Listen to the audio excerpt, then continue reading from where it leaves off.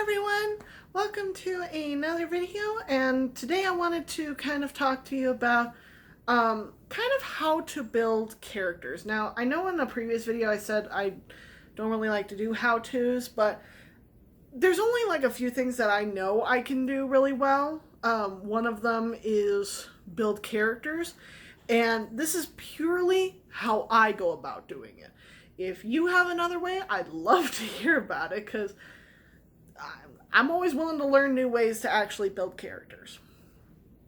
Now, usually when I start trying to conceptualize a new character, I look at what kind of story I'm wanting to tell. I'm actually going to take a character that I actually had to build completely from scratch. And that is the character Isaac from my Equinox series, which is my sci-fi kind of space opera one. It's entirely brand new to me. The Hunter and the Cultist, and even my superhero series, I have characters that I've already built up until that point. But with Isaac and Asher, they were two characters that I completely had to create on the fly kind of thing.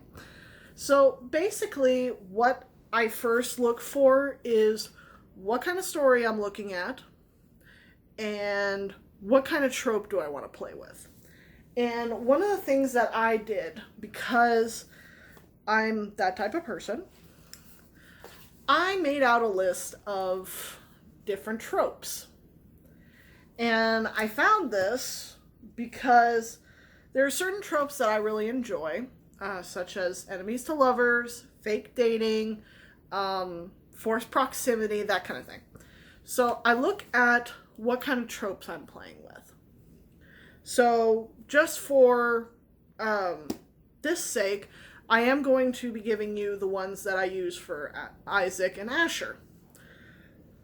With Isaac and Asher, I definitely wanted to play into enemies to lovers, because Isaac is a race called Keket, which is a race of snake-like, cobra-like creatures that are humanoid, and they, in the past, had actually attacked Earth.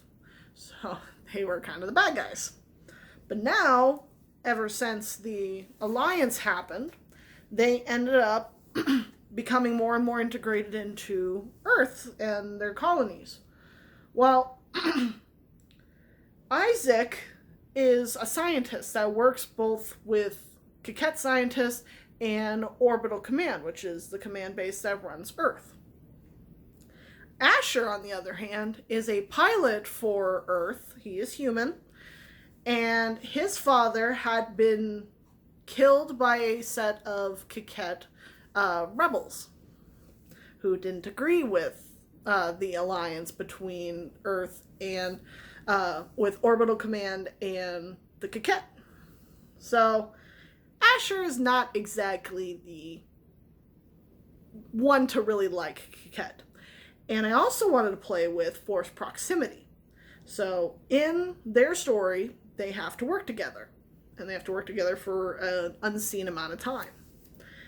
And that kind of helps with the dynamic that I want to use. So basically, you want to have two characters, because I do dual POV, had to look at both of them. And with Isaac, I wanted him to be definitely more the intellectual, because he was going to be the scientist, the engineer. So usually that lends itself to a couple of different types of character traits. So normally they are very intelligent. They are sometimes quiet. They can be. Now, this is completely my own kind of thought process. It is always funny when you see diverting from that particular trope, but just for the sake of argument, this is what was kind of going through my head when I was thinking of Isaac. And I basically imagined this guy who was maybe forgotten. And with Keket, they have very large families. So it's like, okay, if he's supposed to be forgotten, then that tends to lead itself more to being a middle child. So then it's like, okay, well, how does he handle his coworkers? You always want to think about what is their world like. So more than likely, if he is coquette and he is used to being forgotten, he would tend to self-isolate. So maybe he doesn't have the best relationship with his coworkers. Maybe he doesn't have a good relationship with his family. He doesn't really have any friends. And it sort of spirals from there. And what I do when I'm building the character, most of the time I think of kind of what I want their personality to be first, because that's the part that always seems to pull me first. So their personality, other things can change along the way, but the first personality trait that I thought of for Isaac is he's very quiet, very unassuming, tends to kind of blend into the background a little bit, and just overall being very closed in on himself. Asher, on the other hand, when I was thinking of him, I had the distinct impression that he was a little bit of a bad boy. A little bit of a bad boy. A little bit of a player, maybe someone who doesn't take things seriously. Sort of especially when you're doing like enemies to lovers, you really want to have that difference in the characters. You want to have two people who are polar opposites. Usually they tend to be polar opposites, but they can also be very similar. But usually the similarities come as the enemies start turning to lovers. That's when the similarities start to actually come out more. But usually when you first start with that, you always want to play with how they interact. And what is the best way that I kind of think about it is, what is the yin to the other's yang? So, especially when you're doing romance, you want to see it's like, what does one person have that the other person is missing? So, for Isaac, he wanted someone who wasn't going to forget him. Asher wanted someone who would kind of stabilize him a little bit and maybe give him a little bit of, maybe not structure, but at least like a sense of respect kind of thing. Like, that he's actually capable of respect and being someone that is reliable. So you always want to look at, what is it as a fundamental level, what is it that they need from that other partner. Now, in real life, that there's a lot of give and take when it comes to an actual relationship. But again, in fiction, that's why it's fiction. You can have it however you want to. And that's something that I've been kind of trying to work on, trying to find where I like to be. So for Isaac, I wanted to have him need someone who he could trust to have his back, not forget him, and also help him with his own discoveries with himself. Asher, he has the issue of his trust and his loyalties and not feeling like he can be reliable to anyone who doesn't already show their loyalties to him. And ultimately, I wanted to have them kind of sort of meet in that middle where they needed each other. And the best way that I've kind of figured out how to do that is sort of to kind of brain dump it. And when I first started kind of trying to figure out their story, I have a big sheet like this. So I have Asher on one side and I have Isaac on the other. And basically what I do is I just make little jot down notes of scenes that I actually want to not only show the character, ideas for them, and maybe some of their plot lines, something for them to actually do in the story, and then sort of some of maybe what is their overall journey. And I do this for both characters because, again, I do dual POVs, or point of view. And then, from here, I can actually start doing the Save the Cat beat sheet. Now, for those of you who have either never heard of Save the Cat or have never actually done it themselves, for me, it is a lifesaver tool. So much so that when I made this plotting notebook, I specifically wanted a 2-page spread of the actual Save the Cat beat sheet with ideas of what actually needs to go into each beat. So, I have now done this 6 times to Gustav, Abel from The Hunter and the Cultist, Isaac and Asher from the story that I'm dubbing Sabotage, and also for Drake and Angel from my superhero series.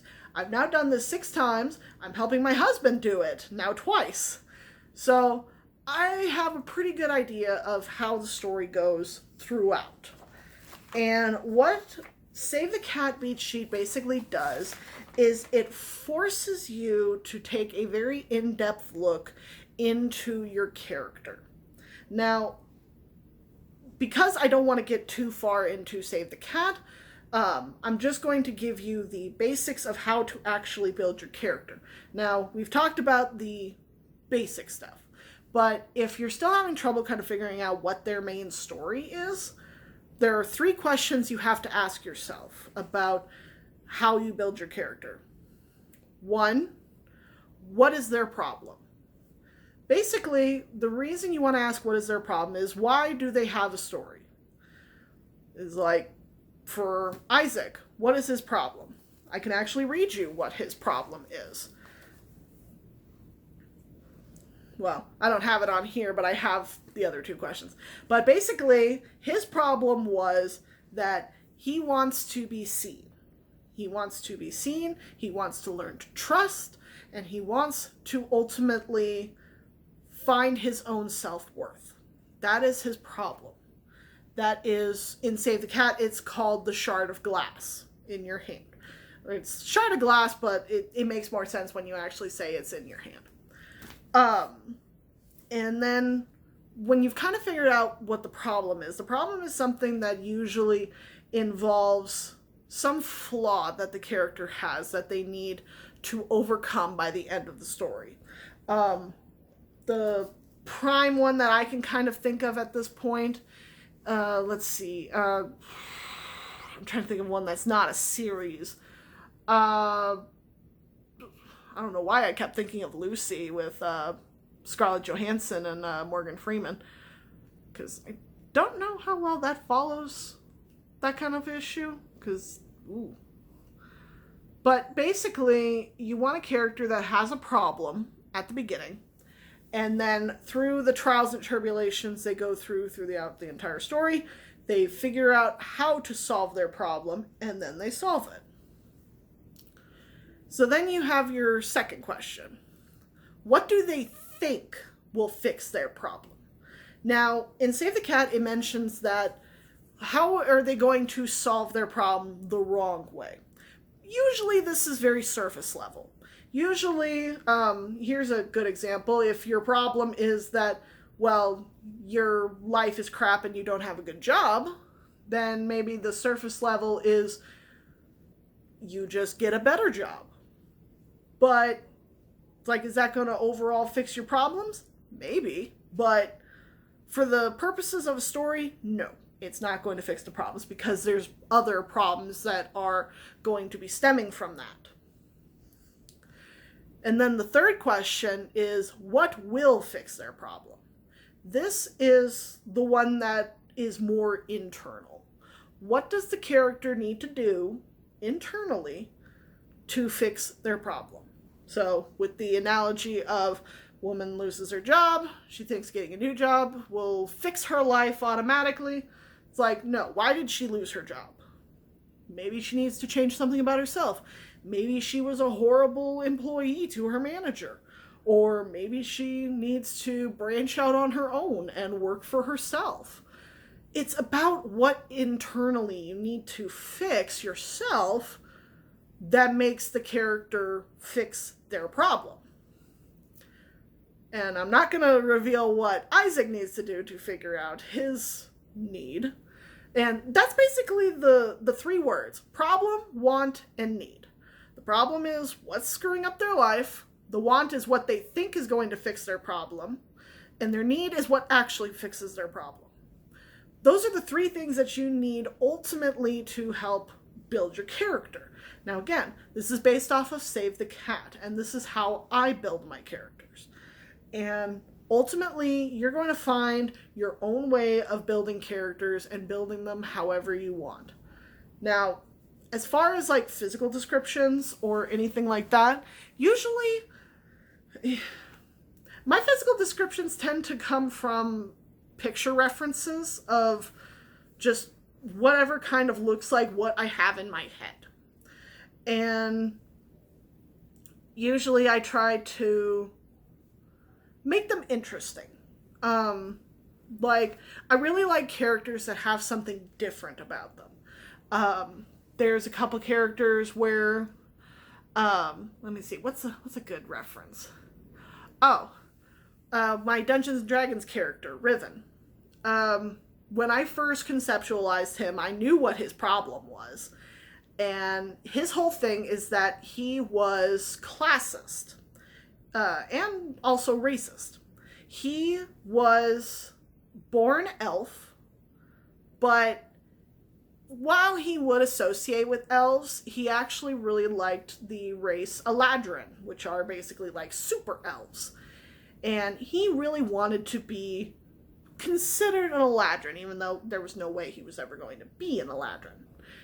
And ultimately, he treated everyone below him very poorly because of that elitism, the classism, the racism that he personally had. So much so that when he got kidnapped by Yuan-ti, or half-snake, half-human guards, and killed, his life was basically over at that point. And what happened was, because he was a follower of the god Pelor, mind you, this is all Dungeons and Dragons, he got basically told that it's like, hey, you're going to come to me after death. Well, because of the Yuan-ti screwing around with things, the Raven Queen, who is another goddess, came to Pelor and is like, I want to use him. I can use his body and make him a revenant. Revenants are creatures that are solely under the charge of the Raven Queen, and they have a singular mission, usually to do whatever the Raven Queen tells them. Pelor was not having this.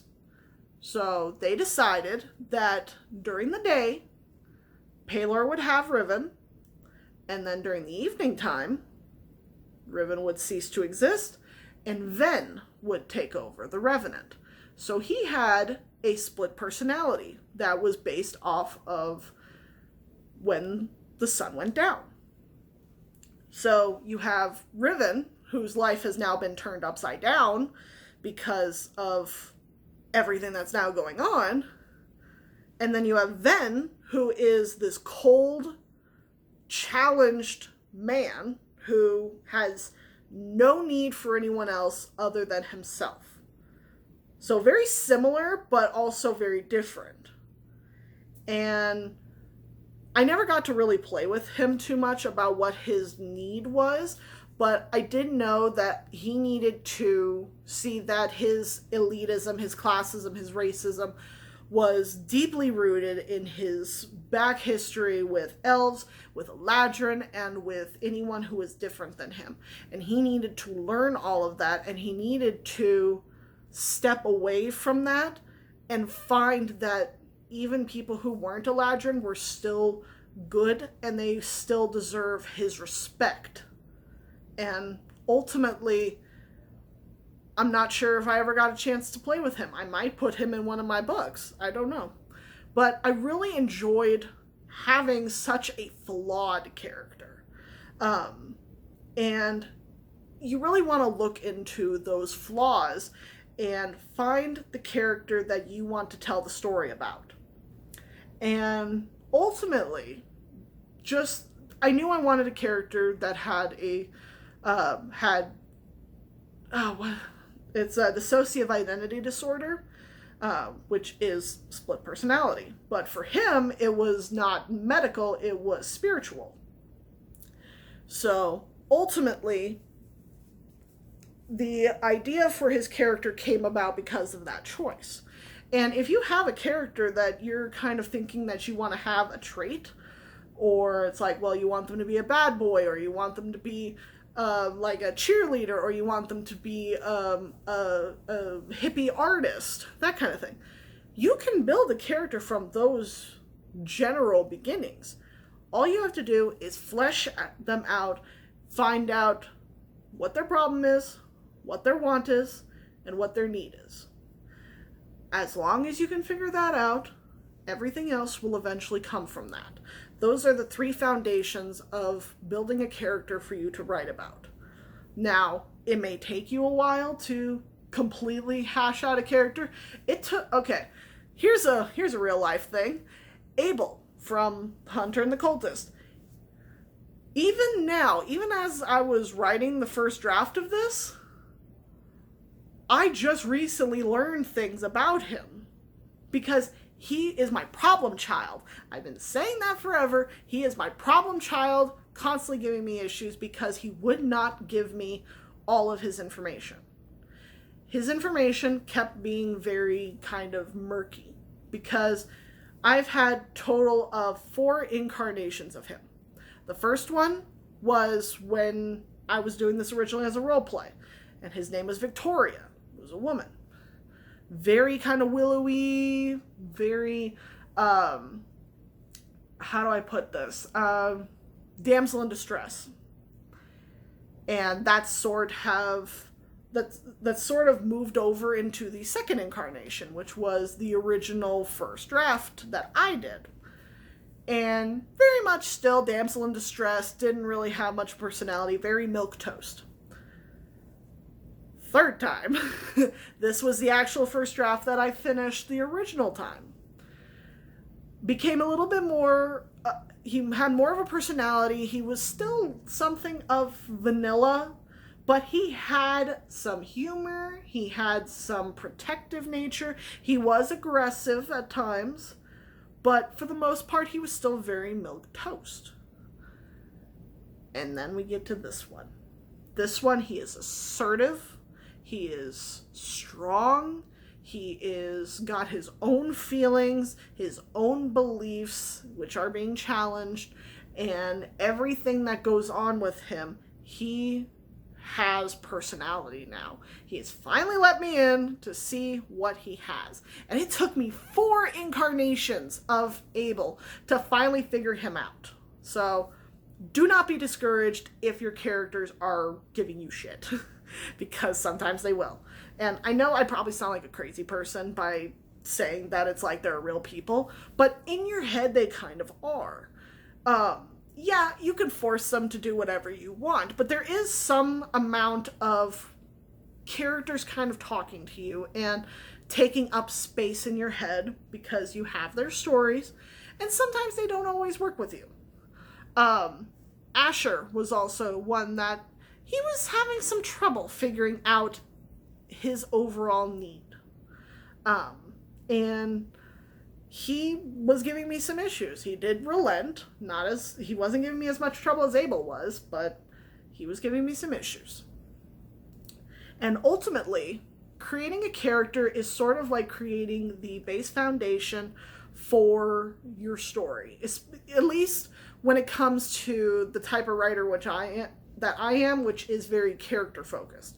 If you are more plot focused, then characters aren't going to be as important when it comes to building them. But because I do very character focused stories, I want to make sure that I get them as down pat as I can. Sometimes it takes 4 incarnations, sometimes it only takes 1. So take the time to look into your character and figure out what you want from them. What do you want them to accomplish? What do you want them to have in their narrative? And ultimately, even if you don't prescribe to the idea of characters kind of taking up space in your head, they can sometimes give you ideas. It's like, hey, this is what I want. This is what I need. So sometimes that can happen.